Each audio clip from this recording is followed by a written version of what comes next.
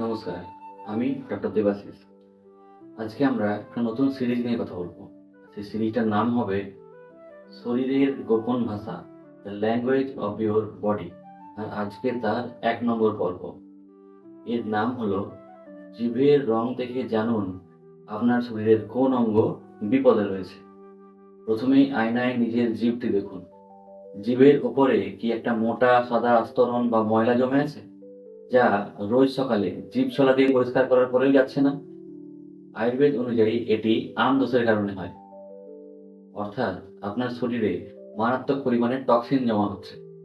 Modern সায়েন্সের ভাষায় আপনার মেটাবলিজম উইক হয়ে পড়েছে। আপনার ইন্টেস্টাইনে ইনফ্লামেশন তৈরি হচ্ছে। তাই একে শুধু মুখের সাধারণ ময়লা বলে ভুল করবেন না। এবার খেয়াল করুন জিভের ২ ধার বা কিনারা। জিভটা বের করলে জিভের কি দুপাশে খাঁজ কাটা দাগ বা ছাপ স্পষ্ট দেখা যায়? দেখতে পান তবে বুঝবেন আপনার শরীর মারাত্মক ক্লান্ত। আপনার লিভার এবং স্প্লিন সঠিক নিয়মে কাজ করতে পারছে না। আর তার ফলে শরীর খাবার থেকে পুষ্টি এবং জল সঠিকভাবে শোষণ করতে পারছে না। ফলে আপনি সারাদিন অলসতা বা ক্লান্তি অনুভব করেন। তৃতীয় এবং সবচেয়ে গুরুত্বপূর্ণ লক্ষণ, জিভের ঠিক মাঝখানটায় গভীর লম্বা ফাটল বা ছোট ছোট কিছু কাটা দাগ লক্ষ্য করছেন? যদি আপনার জিভে এমন লক্ষণ বা এমন ফাটল থাকে তবে বুঝবেন আপনার ডাইজেস্টিভ এনজাইম কমে যাচ্ছে। ক্রনিক গ্যাস, অম্বল, কোষ্ঠকাঠিন্য এবং ইন্টেস্টাইন বা কোলনের সমস্যায় বা দীর্ঘদিন ধরে ভুগছেন তাদের জিভে এই ধরনের ফাটল অবধারিতভাবে লক্ষ্য করা যায়। ডাক্তারখানায় গেলে ডাক্তারবাবুরা কেন সবার আগে বলেন জিভটা একবার দেখি?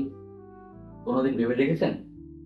আসলে কোনো বড় রোগের জন্য ল্যাবরেটরি থেকে ব্লাড রিপোর্ট বা স্ক্যানিং এর রিপোর্ট আসার আগেই আপনার এই ছোট্ট জিভটি পরিষ্কার আভাস দেয় যে আপনার শরীরের কোন অঙ্গ দুর্বল হয়ে চলেছে। আর আজ এই ভিডিওটি দেখার পর আপনি নিজেই আয়নার সামনে দাঁড়িয়ে আপনার শরীরের অবস্থা স্ক্যান করতে পারবেন। আর মনে রাখবেন, শরীর যখন ভেতর থেকে পরিবর্তন হওয়ার আগে এই ধরনের কোনো সিগন্যাল দেয়, তখন আমরা অ্যান্টাসিড বা পেন কিলার খেয়ে শরীরের সেই ভাষাকে চিরতরে চেপে দেওয়ার চেষ্টা করি। এই ভুলটা আর করবেন না। আর মনে রাখবেন, ল্যাব টেস্টের রিপোর্টের পাতার থেকে আপনার এই জীবন্ত শরীর অনেক আগেই সত্যি কথা জানান দেয়। আর তাই দেরি নয়, আজই আয়নার সামনে দাঁড়ান আর আপনার জিভের লক্ষণটি কেমন তা আমাকে কমেন্ট করে জানান।